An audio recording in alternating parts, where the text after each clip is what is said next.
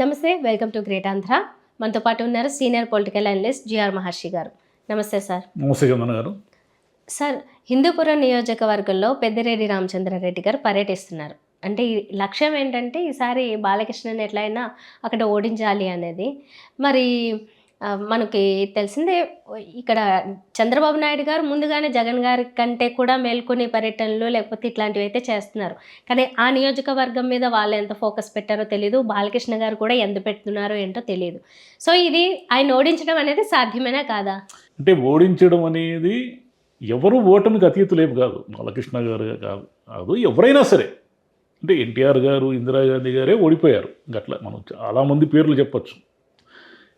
అయితే అక్కడ హిందూపురం మీద ఎందుకు వీళ్ళు ఫోకస్ చేస్తున్నారు అంటే 1983 నుంచి తెలుగుదేశం పార్టీ ఎన్టీఆర్ గారు పెట్టినప్పటి నుంచి ఇన్నేళ్లలో ఒక్కసారి కూడా అక్కడ కాంగ్రెస్ కానీ మొన్న వచ్చిన వైసీపీ కానీ గెలవలేదు.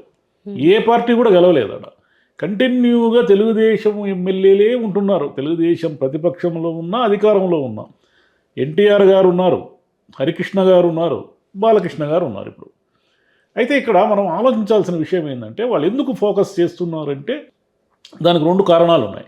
ఒకటి, బాలకృష్ణ గారికి టైట్ చేస్తే ఆయన బయటికి పోయి ప్రచారం చేసి, అంటే బాలకృష్ణ కూడా ఒక స్టార్ క్యాంపెయినర్ తెలుగుదేశంలో, ఆయన సినిమా హీరో కాబట్టి న్యాచురల్గానే ఆయనకు కొంచెం క్రౌడ్ పుల్లింగ్ ఉంటుంది కదా. ఈయన టైట్ చేశారనుకోండి, ఈయన నియోజకవర్గంలోనే తిరిగే విధంగా టైట్ చేస్తే కొంత ఆయన బయటికి పోయి ప్రచారం చేసేది ఆపేస్తారు. అట్లా కాకుండా రెండోది ఏమిటంటే, చూద్దాం బాలకృష్ణను కూడా మనం ఓడించగలమేమో అంటే దీపికా రెడ్డి అని ఒక కొత్త వాళ్ళని తీసుకొచ్చారు.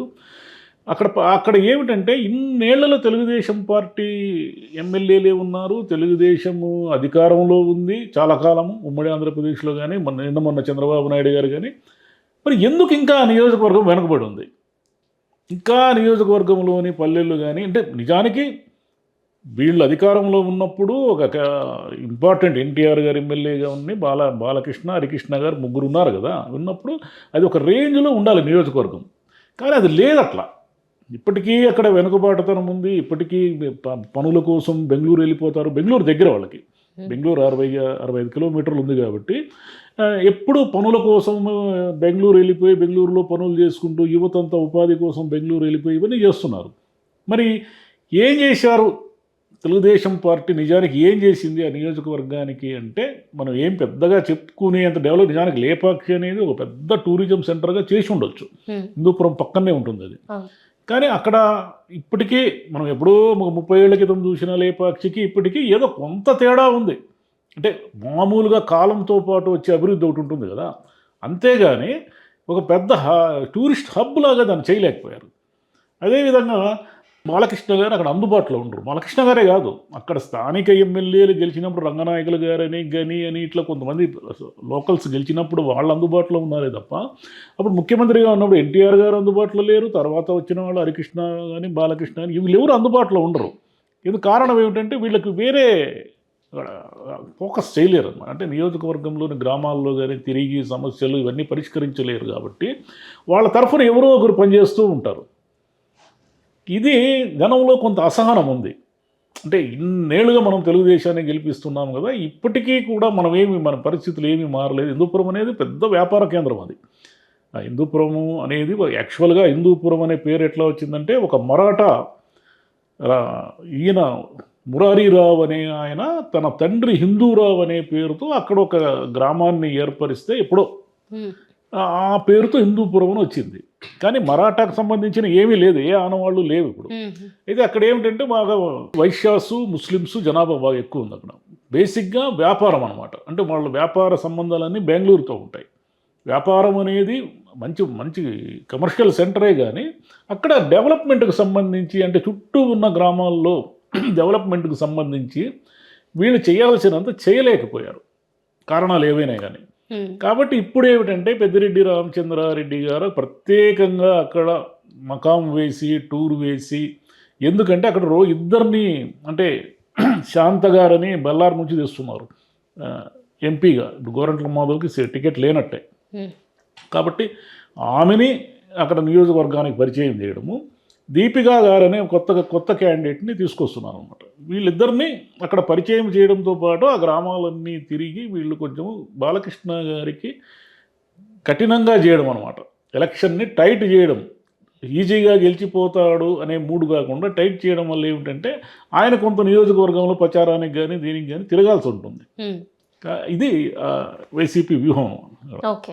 మనము అనుకున్నట్లు ఇప్పుడు కడప లేకపోతే పులివెందుల లేకపోతే వీళ్ళకి కుప్పము ఇవి కొన్ని స్థానాలు మామూలుగా ఎప్పుడు వాళ్ళే గెలుస్తారు లాంటివి ఇవి ఉన్నాయి, ఒక ట్రెడిషనల్ ఇవి. అలాగా హిందూపురంలో ఎప్పుడు వాళ్ళే గెలవడానికి అక్కడ అంటే కమ్యూనిటీ వైజ్ చూసినా వాళ్ళు కానప్పుడు అక్కడ అది ఎందుకు మెజారిటీగా ఉంటుంది? అది ఎన్టీ రామారావు గారు వేసిన పునాది. 83లో ఆయన పార్టీ పెట్టినప్పుడు ఏమైందంటే అప్పుడు రంగనాయకులు గారని గెలిచారు. యాక్చువల్గా అప్పుడు ఎన్టీఆర్ గారు పోటీ చేయలే అక్కడ. ఆయన గుడివాడ తిరుపతి మాత్రం పోటీ చేశారు. తర్వాత హిందూపురం నుంచి వచ్చారు. వచ్చిన తర్వాత ఏమిటంటే అక్కడ ఒక అభిమానం, ఎన్టీఆర్ గారి నియోజకవర్గము అనే ఒక అభిమానము అక్కడ ఎప్పుడు పనిచేస్తూ ఉంది. నిజానికి ఒక దశలో తెలుగుదేశం ఓడిపోవాల్సింది. అప్పుడు ఏం జరిగిందంటే ప్రజారాజ్యము వీళ్ళందరూ ఒక నవీన్ నిశ్చల్ అనే ఒక ఇండిపెండెంట్ అభ్యర్థి, కాంగ్రెస్ వీళ్ళందరూ కలిసి ఓట్లు చీల్చుకోవడం వల్ల తెలుగుదేశం ఈజీగా గెలిచింది. ఒక రాజశేఖర రెడ్డి గారి హయాంలో మన ప్రజారాజ్యం 2009లో పెట్టారు కదా, అప్పుడు అందరూ ఓట్లు చీల్చేసుకోవడం వల్ల తెలుగుదేశం గెలిచింది. ఎందుకంటే తెలుగుదేశానికి అప్పుడు టైట్, ఆ ఓట్ల చీలిక వల్ల ఈజీగా గెలిచిపోయింది అనమాట. ఓకే. సో ఇప్పుడు మరి ఈ విషయాలన్నీ అయితే అంటే అక్కడ ఫోకస్ పెట్టారు అన్న సంగతి అయితే టీడీపీ వాళ్ళు డెఫినెట్గా గ్రహిస్తారు. దానికి ఏం చేయాలనే వ్యూహాలు ఏమైనా మొదలయ్యాయా? ఇంకా టైం ఏం చేసేది కాదు. ఇప్పుడు కుప్పంలో టైట్ చేయాలనుకుంటున్నారు, హిందూపురంలో టైట్ చేయాలనుకుంటున్నారు. దీనివల్ల ఏమవుతుందంటే స్టార్ క్యాంపెయినర్స్గా ఉన్న వాళ్ళు వాళ్ళకి ఓటమి అనే ఒక భయాన్ని క్రియేట్ చేస్తే వాళ్ళు గెలుపోవటముల సంగతి తర్వాత అది ప్రజలు నిర్ణయిస్తారు. వాళ్ళు ఆ నియోజకవర్గంలో ఎక్కువ కాలం ఉండి ప్రచారం చేసి తిరగడానికి వాళ్ళు టైం ఎక్కువ కేటాయిస్తారు. అంటే చంద్రబాబు నాయుడు గారు కానీ బాలకృష్ణ కానీ ఎంతో కొంత బయట తిరగడాన్ని టైట్ చేయడం అనేది వ్యూహం వెనుకున్న రహస్యం.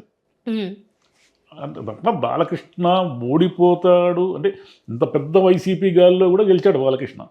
కాబట్టి బాలకృష్ణ ఓడిపోతాడు అని మనం చెప్పడం కరెక్ట్ కాదు. కానీ అయితే ఓటమికి ఎవరు అతీతం కాదు.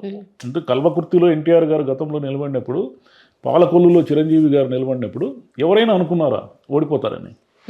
వాళ్ళని ఓడించిన వాళ్ళు అసలు అనామకులు, వాళ్ళు ఎవరో కూడా తెలియదు. అంటే ఆ తర్వాత తెలిసింది. కానీ కల్వకుర్తిలో ఓడించిన ఆయన చిత్తరంజన్ దాస్ అని పాలకొల్లులో ఒక మహిళ, ఆమె ఓడించింది అప్పుడు చిరంజీవి గారిని. కాబట్టి నియోజకవర్గంలో మనం గ్యారంటీగా గెలిచిపోతామనే ఓవర్ కాన్ఫిడెన్స్తో కనుక నియోజకవర్గాన్ని గాలికి వదిలేస్తే జనానికి ఒక్కొక్కసారి మూడ్స్ చేంజ్ అయిపోతాయి. వాళ్ళకి ఏదో ఒకటి సెల్ఫ్ రెస్పెక్ట్ ఒకటి ఉంటుంది. మనల్ని పట్టించుకోని వాళ్ళ గురించి మనం ఎందుకు ఓట్లు వేయాలనే మూడు ఉంటుంది జనానికి. అటువంటి మూడు క్రియేట్ అయితే ఎవరైనా ఓడిపోతారు. ఎంత పెద్ద సెలబ్రిటీ అయినా ఓడిపోతాడు. సరే, మొత్తానికి కొంచెం దృష్టి పెట్టారు కాబట్టి పెట్టేది ఎవరైనా కొంచెం గట్టి నాయకుడిని పెడితే ఇంకొంచెం ఏమన్నా రిజల్ట్ బాగుంటుందేమో. ఎందుకంటే కొత్త ఆమెను పెడితే ఇక్కడ బాలకృష్ణ గారు అయితే నియోజకవర్గం మారు కదా, ఆయనే ఉండొచ్చేమో ఇప్పుడు కూడా, లేకపోతే లోకేష్ గారు. బాలకృష్ణ గారు పర్మనెంట్ సీట్.